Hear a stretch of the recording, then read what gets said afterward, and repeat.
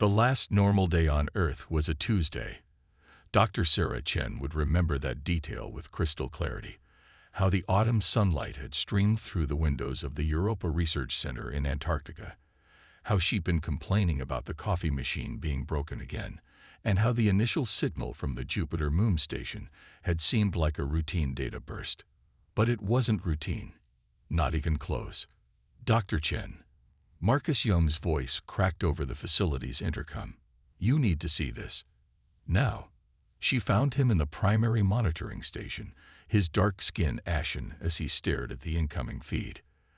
The Europa Station's emergency beacon was broadcasting on all frequencies, something it was only supposed to do in the event of catastrophic failure. Play it, she ordered, leaning over his shoulder. The video feed was grainy, distorted by the vast distance between Earth and Jupiter's ice-covered moon. Dr. James Morrison, the station's lead researcher, appeared on screen. Blood trickled from a cut above his eye, and the emergency lights cast everything in a hellish red glow. This is an emergency broadcast to Earth. We are under attack. I repeat, we are under attack. They're not human. The ships appeared from nowhere. Our defenses. Static consumed his words for a moment. Completely ineffective. This is a warning to Earth. They're coming. They said we're marked for resource extraction. The whole solar system. God help us all.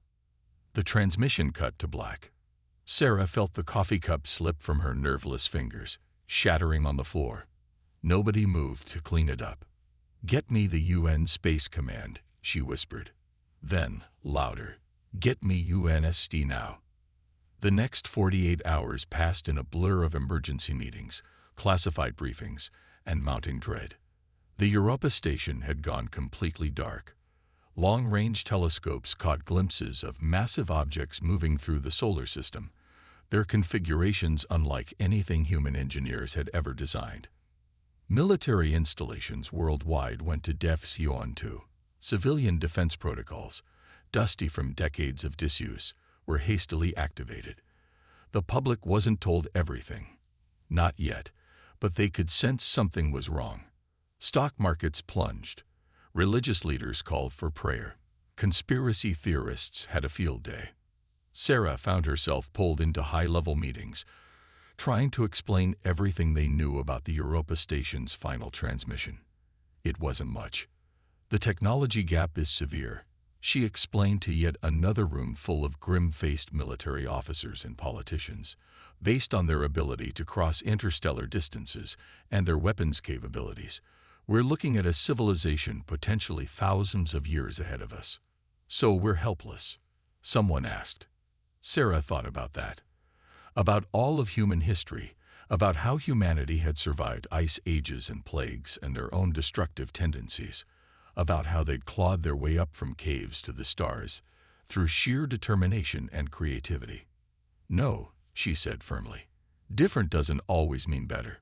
We just need to think differently. That's when the first ships appeared in Earth's orbit. They were massive, each one larger than the largest human spacecraft ever built. Their hulls seemed to absorb light rather than reflect it, creating void-black silhouettes against the stars. The message they broadcast was simple and devastating. Earth and its resources had been claimed by the hegemony of allied species. Humanity could either submit to controlled extraction of their planet's resources, including biological resources, or face extinction. They gave Earth 48 hours to decide. The UN Security Council met in emergency session. Military leaders drew up desperate plans, knowing their most powerful weapons would likely be useless against the invaders' technology. Panic began to spread as the news leaked out. But in the midst of the chaos, something unexpected happened. Humans, faced with an existential threat, began to do what they did best: adapt and innovate. Sarah found herself working with a hastily assembled team of scientists, military strategists, and analysts from around the world. They had 2 days to find something, anything, that might give humanity a fighting chance. Look at this, Dr. Patel, a xenobiologist, said late that first night. He was studying the enhanced images of the alien ships. Their hull configuration. It's perfect. Too perfect. What do you mean? Sarah asked, fighting exhaustion. Nature doesn't do perfect. Evolution favors good enough. These designs, they're like something from a computer simulation. No redundancy.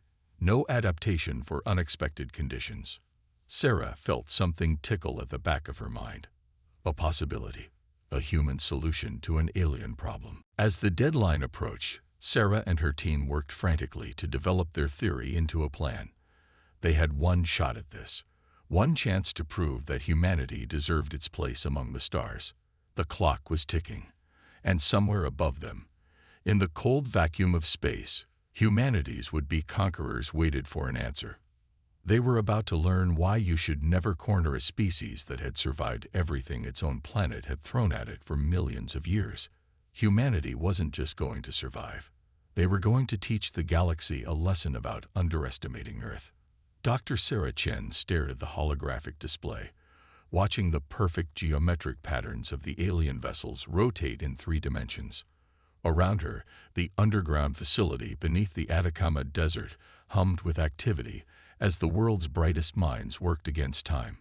Their perfection is their weakness, she muttered, reaching out to manipulate the image. Dr. Patel was right. Colonel Maya Rodriguez, the facility's military liaison, stepped closer. Explain it to me again. What exactly are we looking at? Sarah highlighted sections of the alien vessel's structure. Look at their design philosophy. Everything is optimized. Perfect angles, perfect symmetry, perfect efficiency. But nature doesn't work that way. Life doesn't work that way. And that helps us how? A new voice joined the conversation. Because they don't understand chaos. Dr. Viktor Petrov, a renowned chaos theorist from Moscow, pulled up his own data set. Their entire civilization seems built on predictability. Perfect order, perfect control. The implications started to crystallize. Humanity had spent its entire existence dealing with chaos, adapting to it, surviving it, even thriving in it. These aliens, with their perfect ships and their perfect plans, had engineered that chaos right out of their society. Sarah's team worked through the night, analyzing every scrap of data they had. The aliens' communication patterns, their ship movements, even the way they had approached Earth. Everything showed the same rigid adherence to optimization and order. Look at this, Dr. Amara Okafor, a specialist in complex systems, pointed to a pattern in the aliens' patrol routes. They're using minimum energy paths, every single time. No randomization, no adaptation. The pieces were coming together, but they needed proof. Using the facility's quantum computers, they began running simulations. The aliens' perfect systems worked flawlessly under ideal conditions, but introduce even a small amount of chaos. Their systems don't just struggle with randomness, Victor announced, his eyes wide with excitement. They actively try to impose order on it. They waste energy and resources trying to force chaos into patterns. Sarah felt her pulse quicken. Show me the biological data. The medical team had been analyzing the limited sensor readings they had of the aliens themselves. Dr. Isabella Santos, head of stenobiology, pulled up the results. Their biology is as engineered as their ships, she explained. Perfect symmetry, optimized organ placement. Even their neural patterns show signs of optimization. They've engineered themselves for perfect efficiency and perfect vulnerability. Sarah whispered.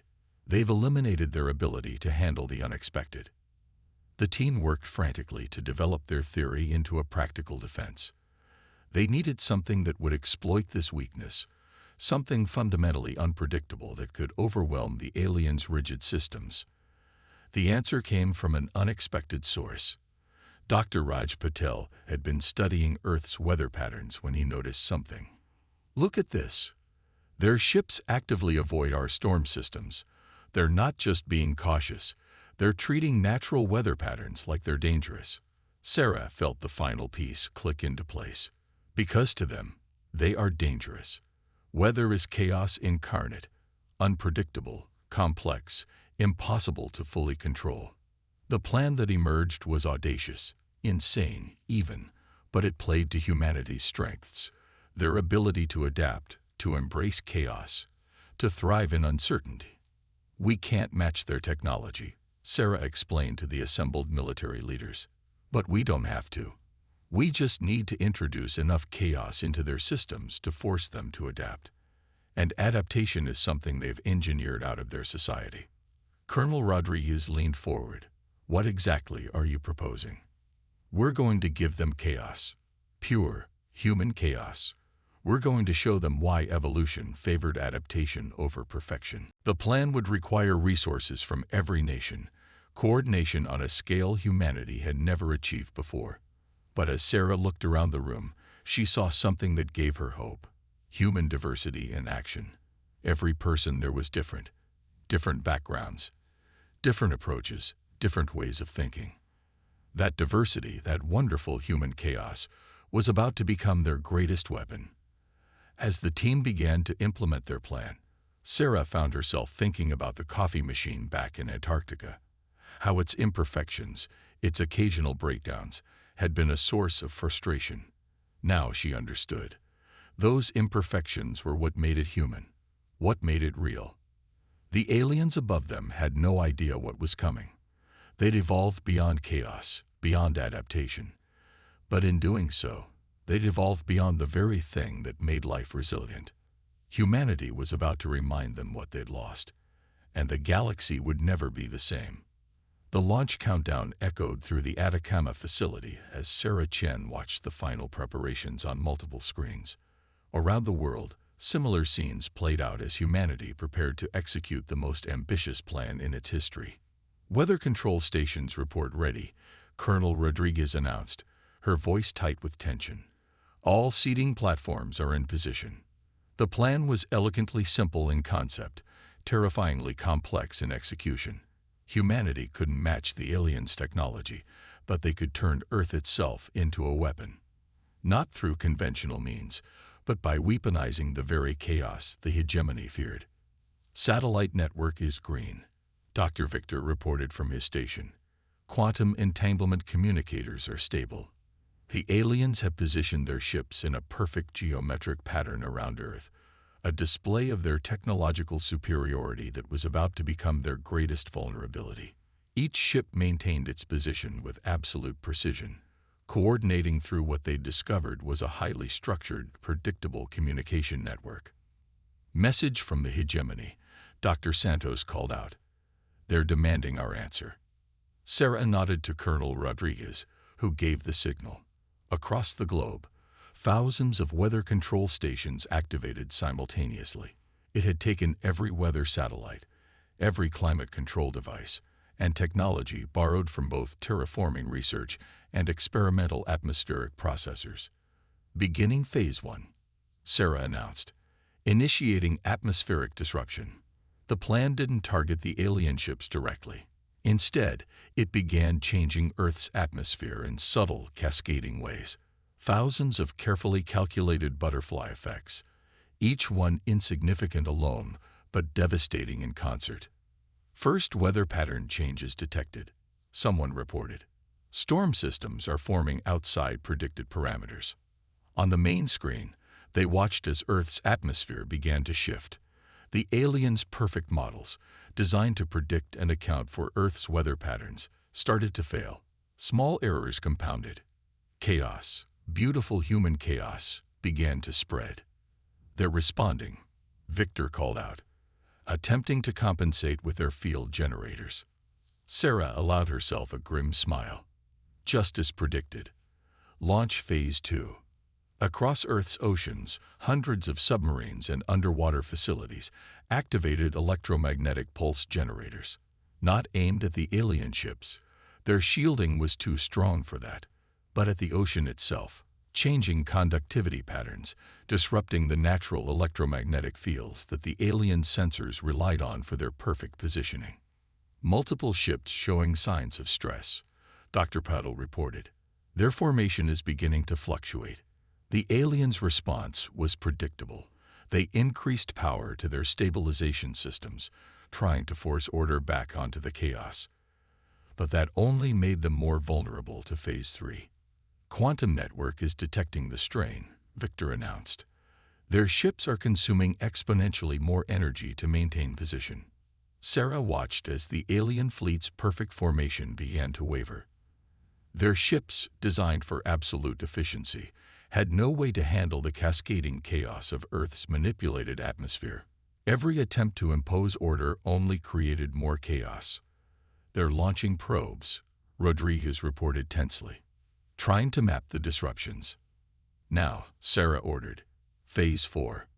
This was the riskiest part of the plan.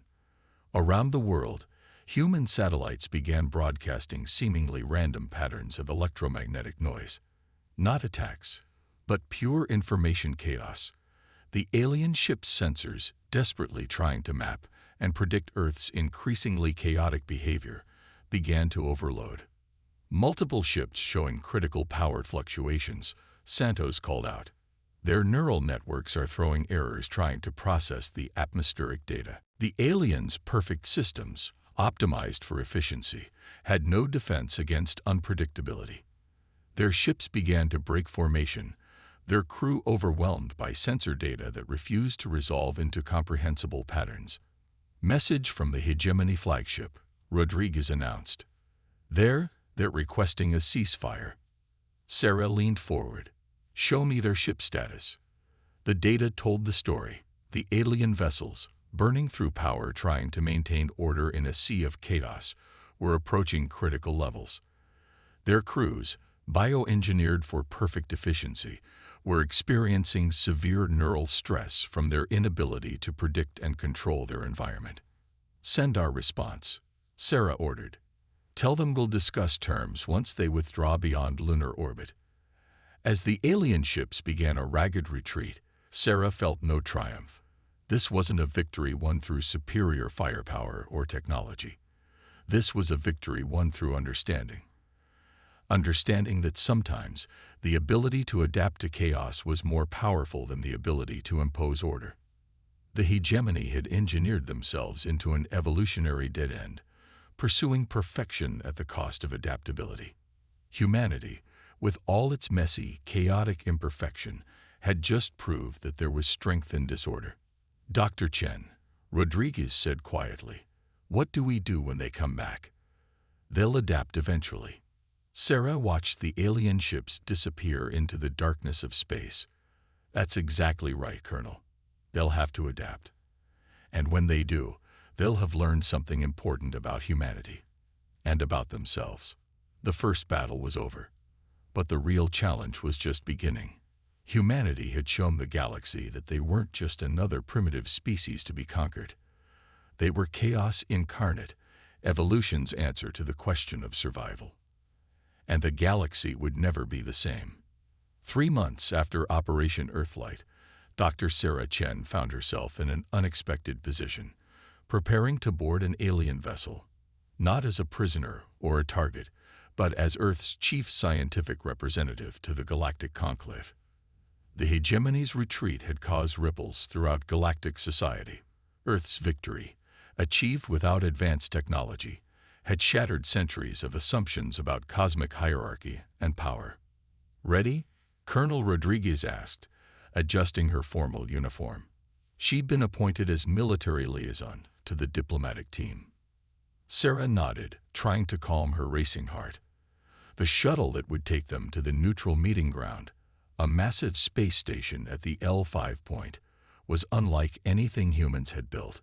Its organic curves and flowing lines suggested a completely different approach to engineering than either Earth or hegemony technology. The Mersey designed their ships to mirror natural growth patterns, explained Ambassador Krull, their first alien ally. The tall, crystalline being had arrived 2 weeks after the hegemony's retreat, representing a coalition of species that had long chafed under the hegemony's rigid control. As their shuttle approached the station, Sarah studied the assembled ships. The hegemony's vessels were easy to spot, still geometrically perfect, but now incorporating new elements that broke their former symmetry. They were adapting, just as she predicted. "They're learning," she murmured. That's what has them scared, Rodriguez replied quietly. Not that they lost, but that they're changing. Their whole society was built on the idea of achieved perfection. Now they're facing evolution again. The galactic conclave chamber was a riot of diversity. Beings of all forms, crystalline, gaseous, energy-based, and countless variations of biological life, gathered to discuss the implications of what humans had dubbed the chaos defense. Sarah took her place at the speaking platform, surrounded by translation fields and sensor arrays. The hegemony representatives sat directly opposite, their perfect symmetry now slightly altered by stress patterns in their bioengineered forms. "We are here," she began, "not to celebrate victory or mourn defeat, but to discuss evolution." The chamber quieted. Even the ambient field creatures that floated near the ceiling seemed to still. The hegemony sought perfection, and in many ways achieved it. But perfection is a dead end. Life, true life, requires adaptation, change, even chaos.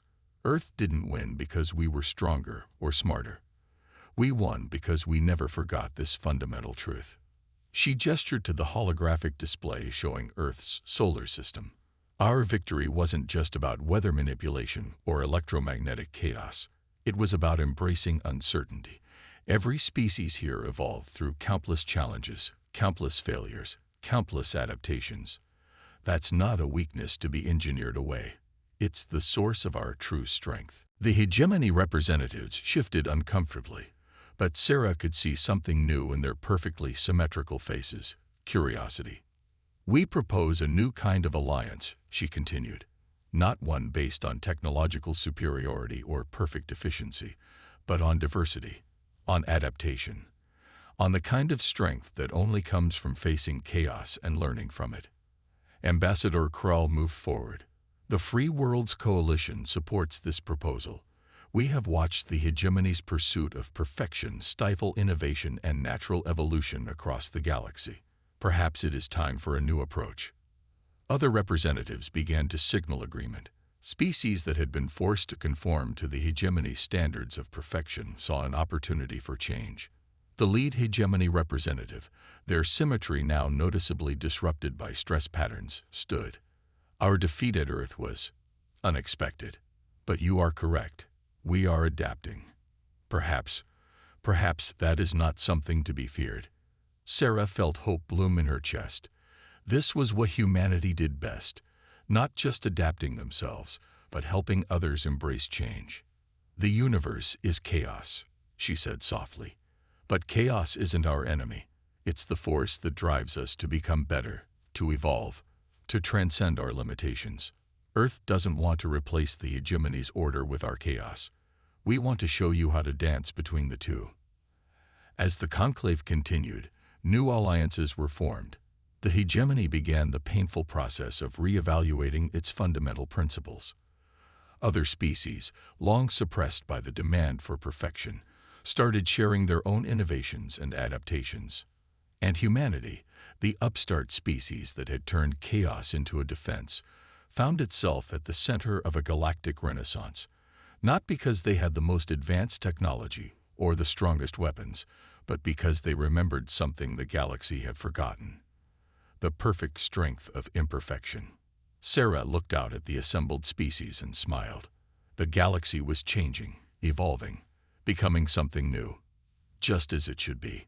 5 years after Earth's defense against the hegemony, Dr. Sarah Chen stood in the newly constructed Terran Institute of Evolutionary Studies, watching students from across the galaxy engage in what would have once been considered heresy: purposeful imperfection. A young hegemony researcher, their once perfect symmetry now naturally varied, was working with a crystalline Mersey to develop new adaptive algorithms. In another corner, a gaseous Vorathi studied Earth weather patterns, their ever-shifting form rippling with excitement. "Still hard to believe sometimes, isn't it, Colonel, now Ambassador," Rodriguez said, joining her at the observation window, "that our greatest weakness turned out to be our greatest export." Sarah nodded, watching as a human instructor helped a group of alien students understand the principles of controlled chaos theory. They came to harvest our resources. Instead, we gave them something they didn't even know they needed. The Institute had become the center of a new movement in galactic society. Species that had spent millennia pursuing technological perfection were learning to embrace adaptation again. The results had been extraordinary.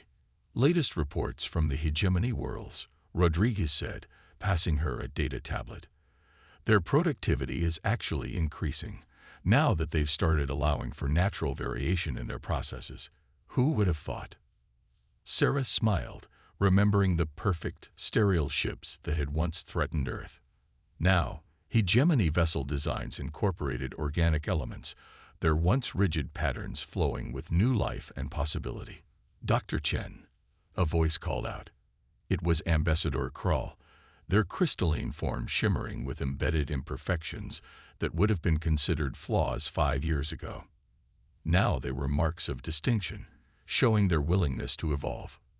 The Combined Sciences Council has approved your proposal, Krull announced. The galaxy-wide adaptive research network will begin implementation next month. Sarah felt her heart soar. The network would connect species across the galaxy, not to enforce standards of perfection, but to share innovations born of chaos and adaptation. It was the culmination of everything they'd fought for. There's more, Rodriguez added. The hegemony has officially renamed itself the Adaptive Confederation. They're dismantling the last of their genetic optimization facilities. Their children will be born naturally again, with all the wonderful imperfections that implies. Sarah walked through the Institute's halls, remembering that terrible Tuesday when the world had changed. They'd thought they were fighting for survival, but they'd ended up fighting for something much larger. The right of life itself to be wonderfully, perfectly imperfect. The new galactic society wasn't perfect, and that was exactly the point. Species that had once been enemies now worked together, learning from each other's differences rather than trying to enforce sameness. The Mersey's organic technology merged with human chaos theory to create ships that could adapt to space itself. Vorathi gas-form computing combined with Earth's weather patterns to develop new ways of processing information. Message from Europa Station, Rodriguez said, breaking into her thoughts. The new adaptive research facility is online. Sarah felt a poetic rightness in that. The place where Earth had first learned of the alien threat was now a symbol of cooperation and growth. The station's new design incorporated elements from a dozen species, each adding their own form of organized chaos to create something entirely new. You know what the best part is, Sarah said, watching a group of students, human and alien alike, collaborate on a project. We didn't just prove that humanity deserves a place in the galaxy. We proved that imperfection deserves a place. That evolution isn't something to be overcome. It's something to be embraced. The Terran Institute had become more than a school or a research facility. It was a living symbol of how strength could come from accepting and adapting to chaos rather than trying to impose perfect order. Earth, once dismissed as a primitive world marked for resource extraction, had become the galaxy's teacher. The next generation will never know a galaxy of enforced perfection, Rodriguez mused. They'll grow up knowing that their differences, their adaptations, their very chaos is what makes them strong. Sarah touched the window, watching the Earth rise over the lunar horizon beyond the Institute's dome. The same planet that had shaped humanity's resilience through millions of years of evolution now served as a beacon for a new kind of galactic civilization. We didn't just survive first contact, she said softly. We helped the galaxy remember how to live. Outside the Institute, ships of all designs, geometric, organic, chaotic, and everything in between, moved through space. Each one was a testament to the new philosophy that Earth had brought to the stars. That true strength lay not in achieving perfection, but in never stopping the journey of evolution. The legacy of Terra wasn't just survival. It was teaching the galaxy to embrace the perfect imperfection of life itself.